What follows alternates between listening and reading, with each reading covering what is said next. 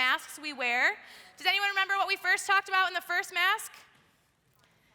I'm fine. Yes, what about the second one? We watched a funny movie clip from Monsters, Inc. Chameleon, yeah. Okay, and this third week, we're going to be talking about labels. That is why I wore my favorite shirt that I own. It was $7 at Plato's Closet. It's my Justin Bieber shirt. I label myself affectionately a believer. Not because I love his music, not because of anything. I just remember listening to it in high school and jamming out, and I have good memories. So that is one of the labels that I give myself. I know that we all give ourselves different labels. We all experience this game that we play.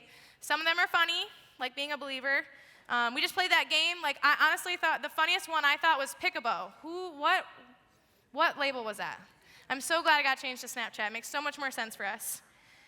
But how many of you guys have felt like you were labeled? Or have a label? Maybe you labeled yourself. Everyone should be raising your hand because we all play this game. We all label ourselves. We label other people. Maybe it's something that you've struggled with that marked you in a really big way. Maybe it was something when you were 8 years old, someone looked at you and said something to you and it changed everything for you.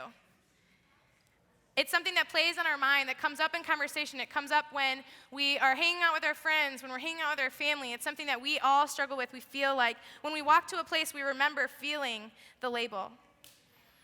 It could be someone calling you stupid or ugly, maybe that you'll never measure up. Maybe it's based on your numbers, on a number scale, or maybe it's based on how you look. Either way, we all have labels.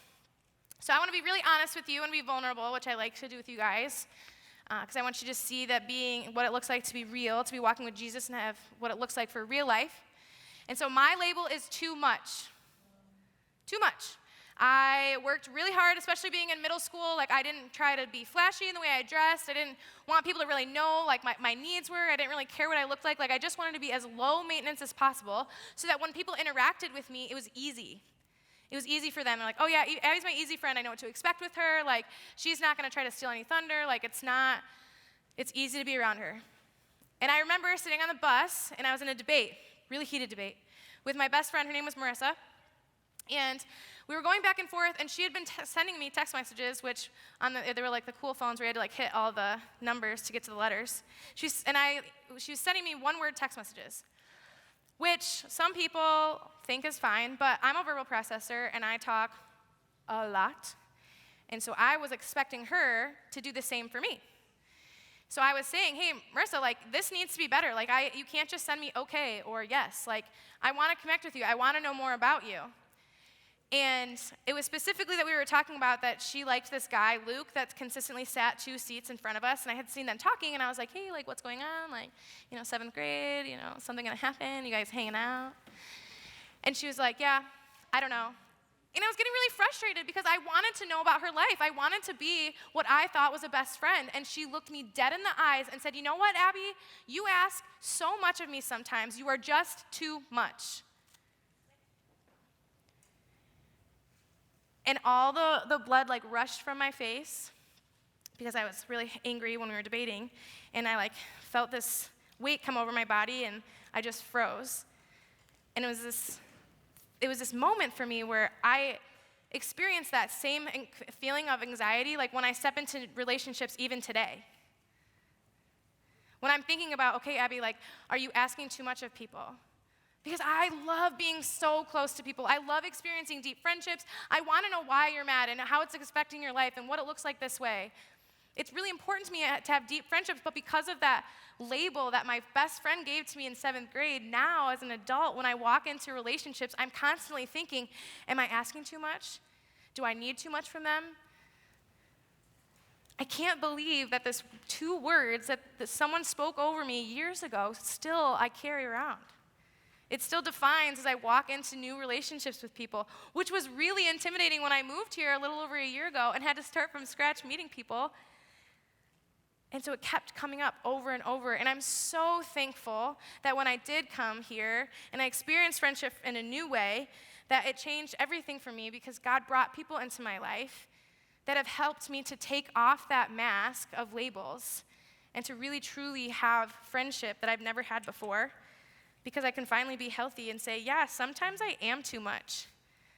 but I need you to sit with me in it anyway, because sometimes you're too much too. I bet no one would really have any idea that label is something that's so loud in my brain. That no, even to today, that when I step into friendships, like it's consistently, Abby, are you being too much? Are you asking too much? Like I still wear that. Like I know that I come off as like confident. People see my bubbly personality, my smile. Like these masks really work. They're really convenient to put on and to step back into. It's awesome, except that it keeps us from experiencing what we want to in our relationships. And I think a lot of times when we experience these labels, when we put these masks on, we believe that the things that people say about us, that's the final word. Like Abby was labeled 7th grade too much, and from then on, that was my identity from then moving forward. But the reality is that God gets the final say on who we are. This whole series, we've been talking about what it looks like to look at our identity, the ways that we define ourselves, the different ways that we look at who we are, and how we put these masks on. But the reality is that we keep coming back week after week to say, it's not us who gets to say this. God defines this for us. He has the final say on who we are. And so I want us to look at this verse in 1 John, who was one of Jesus' disciples. He walked alongside Jesus while he was here on earth. He had something to say about this in his first letter in chapter 3. It says, "See what great love the Father has lavished on us, that we should be called children of God. And that is what we are. The reason the world does not know us is that it did not know him." And so I think this idea, that's only one aspect of labels. But I think there's actually 3 ways that labels falsely define us: steal our joy, our hope, and our healthy relationships. And so those 3 ways are we let others label us, like I just talked about. We label ourselves, and we label others. So that first one, letting others label us, that's easy to remember, right? So I started telling my story, but maybe there was a moment inside of you that you were like, yeah, I remember a moment like that. In fact, when I was thinking about what to share with you guys, there was a long list of things that I could have chose from, like this experience, and I remember this person said this about me, and ooh yeah, I'm still carrying that around, and yep, that one's still stuck to my shirt. Like it's not hard for us to resonate with these experiences. It doesn't matter what age we are, it doesn't matter what gender we are, it doesn't matter how we choose to express ourselves. This is a human experience. We all experience these labels. But Jesus, he came, right? That's what that's what we're getting excited for. It's right around the corner. We talk about him coming to earth to be fully God and fully man. And when he was here, he had a human experience. And so he knows what that looks like. He knows how that is experienced, and he came to rewrite those rules of that label making that we do. And so one of his followers, one of the people that wrote so much of the New Testament, Paul, we talk about him a lot. He spoke to his friends, the Galatians, and this is what he had to say about Jesus rewriting the rules on label making. So for the first chapter, verse 6 through 10, it says, "I am astonished that you, the Galatians, are so quickly deserting the one who called you to live in the grace of Christ and are returning to a different gospel, which is really no gospel at all. Evidently, some people are throwing you into confusion and are trying to pervert the gospel of Christ. But even if we or an angel from heaven should preach a gospel other than the one we preach to you, let them be under God's curse.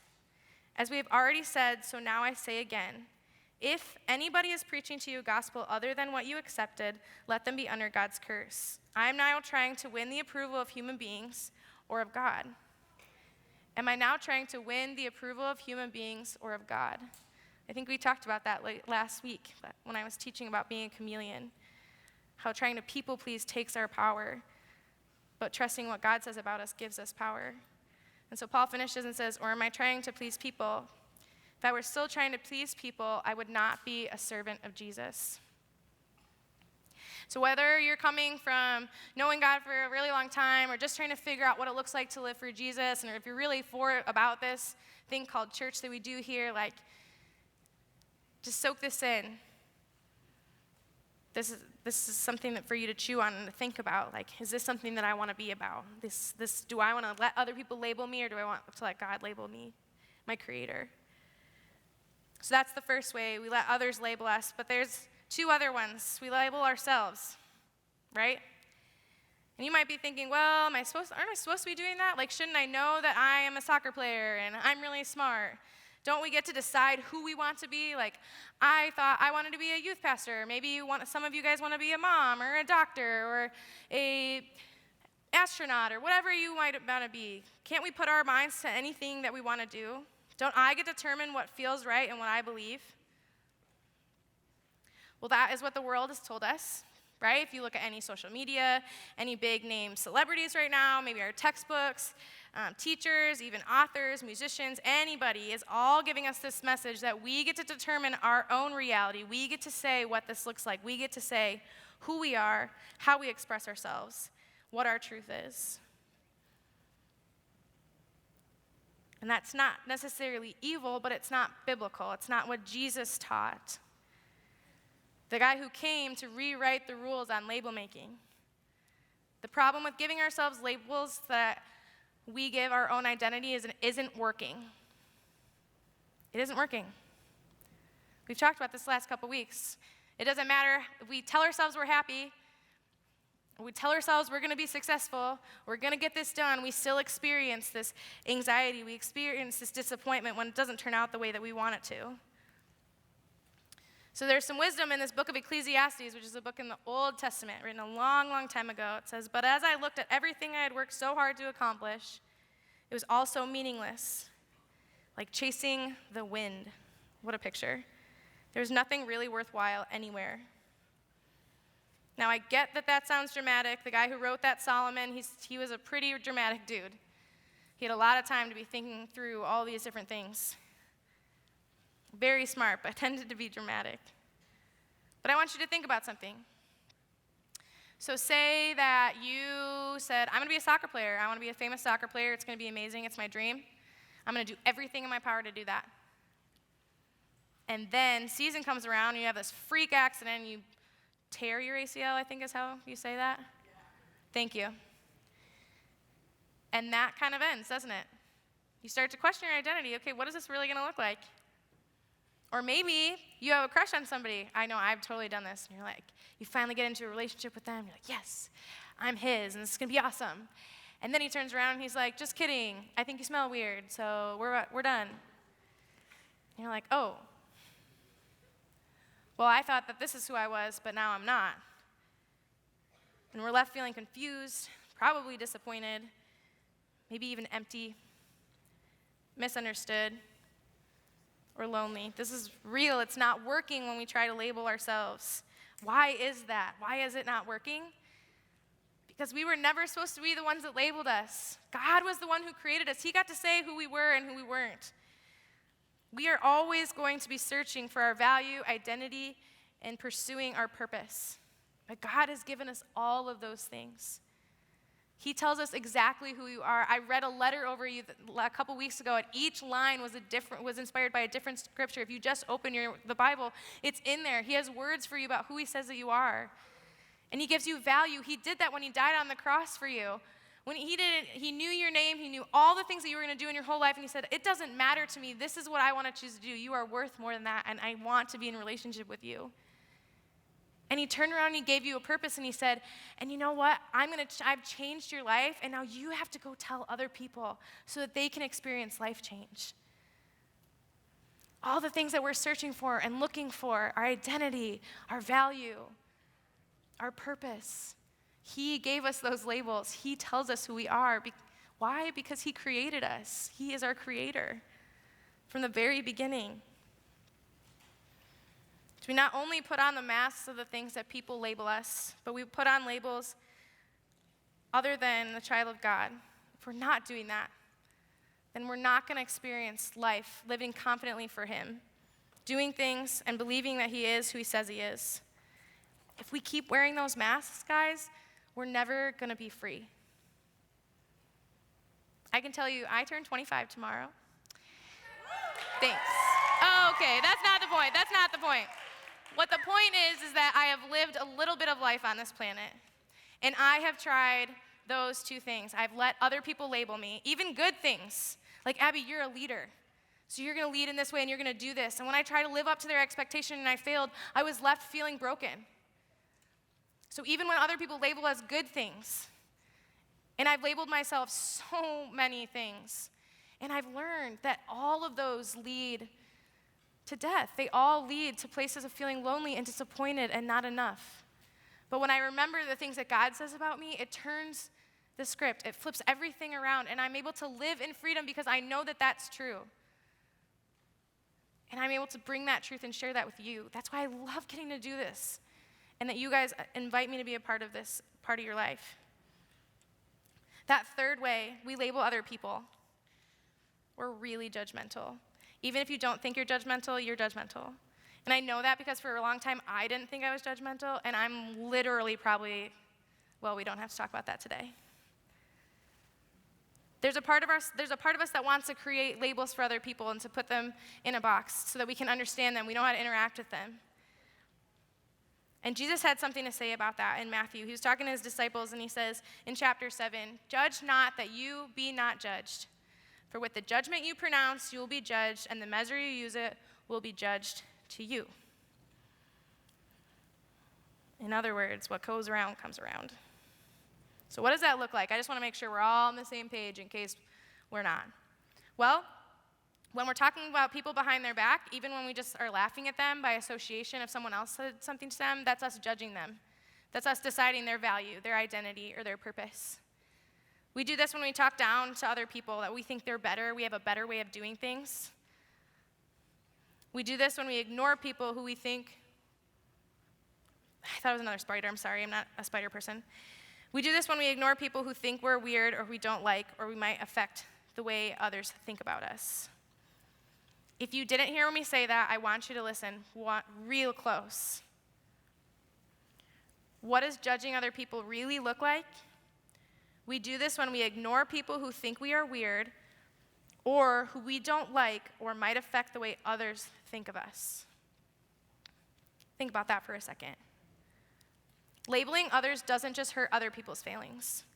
It hurts us too, because it shapes the way we think about life, the way we think of ourselves, and what we accept for ourselves in friendship. So remember that, guys. When we share truth with you guys, when we teach you things, it's for your good. What we believe God has for you is so much better. So remember that when you're choosing to label other people, that there's better for you. So what are we going to do about that? How are we going to answer this identity crisis? Well, I was thinking about what this looks like in my own life and how I've overcome this battle, and I wanted to share with you because that's a little bit about discipleship, right? That's one of our key things. We want to multiply ourselves. We want to grow in relationship with Jesus together. And so what does this look like in my life? What's been poured into me and I want to pour out to you? And I've gone back and forth a couple different ways. I've tried doing different devotions. I've talked to different people. And what's really worked for me is that I've had to go face to face with Jesus and say, I need you to change my heart on this. And so this is maybe how it could look for you. There's not a step 1 through 3 of how to break this identity crisis or how to overcome this, but this is just a suggestion. So I have this little conversation with Jesus, and it says, Jesus, I don't believe that I am who you say I am. I'm very straightforward with Jesus. I have my doubts about you, and sometimes it's hard to believe the life you offer is real. But I want it. I want to believe that I have value in you and purpose in you and that I belong to you. So help me to see myself the way you do. Help me to trust you when my life isn't going the way I think it should, and help me to have faith. What would it look like for you to start your day with that kind of conversation? To be empowered to overcome the things that other people label you. To stop yourself when you're labeling yourself. Say, that's not true. And to bite your tongue when you're about to label someone else. How could that really change that? I've talked to a couple different people, and this has come up a couple different times, and what does it look like to live for Jesus? How do I really know God is real? And what does this really look like? How can I depend on this? We want concrete evidence. When we put something when we give money, we expect something in return. When we place our order on Grubhub, we want something to show up at our door. If we put a little in, we want to get a lot out. And there's a verse in Hebrews, chapter 11, the author says this, now faith is confidence in what we hope for and assurance about what we do not see. And so I have to tell you that if you wake up tomorrow morning and you say that little prayer to Jesus, and you're like, okay, this is it, and you have super high expectations about what this should look like, okay, I should never want to label anybody, I should never experience doubt about myself because I believe in it. That's not how this works. That's not what living life with Jesus looks like. If that is your experience with Jesus, please come talk to me because I must be missing out on something. But in my short 25 years, this is not what I've learned. It's a steady process of having faith day after day, showing up and saying, okay, I don't believe what you have for me, but I want to. Okay, I saw a little bit of it yesterday. Keep giving me eyes to see it. Okay, I read this in your word, and I saw that you show up for this person, and this is where I need you to show up in my life. Okay, I had a conversation with my friend, and it sounds like they need you to show up, and I'm asking you to do that, and I really want to see you move and work in their life. It's trust. It's having faith in something that you, confidence in what we hope for, and assurance and we do not see. So I have a little story for us. We're going to end on a story tonight. Because I thought, we're sitting at tables, and we're probably going to be distracted, so let's share a little story about something that we don't necessarily see. Has anybody read A Horse and His Boy from Chronicles of Narnia? Okay, so this is an excerpt from that book. If you haven't read Chronicles of Narnia and you're not a reader, respect, but also they're really good stories. And there's just something about the writing and the way that C.S. Lewis portrays these stories and these images that I don't even like reading that much. And I read this expert and I was like, oh, I want to keep reading this. But I want you to keep in mind what we've been talking about with labels and stepping out in faith and how to actually apply this to our life. So I'm going to have you guys close your eyes so we can focus. Just listen to my voice. I practiced this, so hopefully it sounds, authorly when I read it. Just take a deep breath. Now, this story is about a boy named Shasta. He was a servant boy, and the entire book is about his life, him finding himself living with a fisherman. He finally runs away. He meets a new friend, the talking horse, actually, and they go on the adventure to save the world. And it leads right up into this part where Shasta finally accomplishes his mission, but then he gets separated from this group, right? He's been fighting against what people have said about him, that he's orphaned, that he's useless, that he's worthless, that he can't do anything. And he comes to this place where he finally thinks that things are going to be different, and then he gets lost in the fog. And he's riding this horse that doesn't listen to him. And that's where this part picks up, and it says, and being very tired and having nothing inside of him, he felt so sorry for himself that tears rolled down his cheeks. What put a stop to all that was a sudden fright. Shasta discovered that someone or somebody was walking beside him. It was pitch dark, and he could see nothing. And the thing, or person, was going so quietly that he could hardly hear any footfalls. What he could hear was breathing. His invisible companion seemed to breathe on a very large scale, and Shasta got the impression that it was a very large creature. And he had come to notice this breathing so gradually, they had really no idea how long it had been there. It darted into his mind that he had heard long ago that there was giants in these northern countries. He bit his lip in terror, but now that he really had something to cry about, he stopped crying.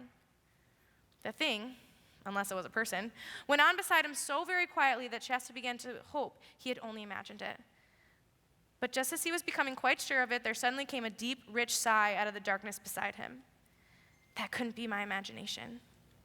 If the horse had been any good, or if he had known how to get away good out of the horse, he would have risked everything on a breakaway and a wild gallop, but he knew he couldn't make it. At last, he could bear it no longer. Who are you? He said, scarcely above a whisper. One who has waited long for you to speak, said the thing. Its voice was not loud, but very large and deep. Are you a giant? Asked Shasta. You might call me a giant, said the large voice, but I'm not like the creatures you call giants. I can't see you at all, said Shasta after staring very hard.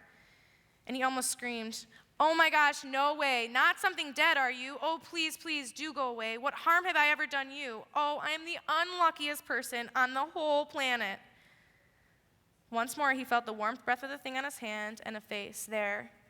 It said, this is not the breath of a ghost. Tell me your sorrows. Shasta was a little reassured by the breath. He was suddenly very aware how very long it was since he had had anything to eat. "I do not call you unfortunate," said the large voice. "Don't you think it was bad luck to meet so many lions?" said Shasta. "There's only one lion," said the voice. "What on earth do you mean? I've told you there was at least two the first night, and there was only one." But he was swift of foot. "Well, how do you know?" "I was the lion." And as Shasta gaped with open mouth and said nothing, the voice continued, "I was the lion who forced you to join with Erebus. I was the cat who comforted you among the houses of the dead. I was the lion who drove the jackals from you while he slept. I was the lion who gave you the horse that had no strength of fear for the last mile, so that you should reach the king loon in time. And I was the lion you did not remember who pushed the boat in which you lay, a child near death, so it came to shore. Then it was you who wounded Erebus." "It was I." "But what for, child?" said the voice. "I'm telling you your story, not hers. I tell no one any story but his own." "Who are you?" asked Shasta. "Myself," said the voice, very deep and low, so that the earth shook. And again, "myself," loud and clear and happy, and the third time, "myself," whispered so softly you could hardly hear it, and yet it seemed to come from all around, as if leaves had rustled from it. Shasta was no longer afraid that the voice belonged to something that would eat him, nor that it was the voice of a ghost. But a new, different sort of trembling came over him, yet he felt glad too. I think sometimes that's what it's like to experience God, to have faith, to choose to see the way that the world names us, how we name ourselves, and how we interact with other people, and how God's in that with us. How we can look back and see how he was faithful to us in all these different scenarios that we thought weren't going the right way, but that God showed up. That's having faith. That's choosing to believe that God is who he says he is, even when we don't see it in the moment. You guys are living with some kind of mask on. Whether it's I'm fine, the chameleon, you've got all these different labels, but you choose to take that mask off. To believe the truth that your identity is what Jesus says it is. That you're made new in him, that you're loved by him, that you're protected by him, that you're his child. God gets the final say on who you are. The God who created the world, that knows how it works best, that's both loving and just. You're his child. That's your identity. That's your value. That's your purpose. You no longer have to search for those things. You can be solid and sure and trust that you are his, that he is walking alongside you. But you have to take that step of faith. We all have to take that step of faith. And it doesn't just happen one time. It happens every morning that you say that prayer of, "Jesus, I don't believe what you say, but I want to." We take steps towards new life. We're driven by new life. So because of Jesus' life, because of his death, and because of his resurrection, what others have to say to you no longer has power. What culture feeds you about who you are, it no longer dictates what you get to be. What you have told yourself about who you are no longer determines what you can and can't do. You get to choose to accept the gift of truth and let it change your life. Because you get to do that, because that changes everything, that means that you have purpose to go and tell other people what God has done for you and what it looks like to live a life with Jesus in faith. God, thank you for midweek, a time that we get to come together and be a community and talk about things that we're thinking about, but that we don't actually talk to anybody about. I could tell you so many different things that were labels that I've lived with for so many years, and I was afraid to tell anybody.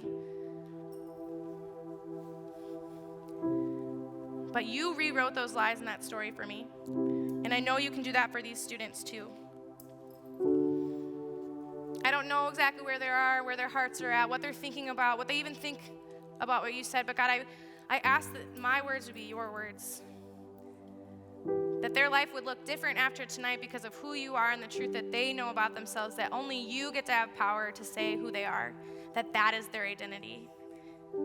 That they get to live in that freedom and experience life that way. That you've given them an identity of a child of yours. That you've given them purpose and you've given them value. That's different than anything that the world can offer. But they have to choose you. So we praise you, for you are good all the time, and all the time you're good. Amen.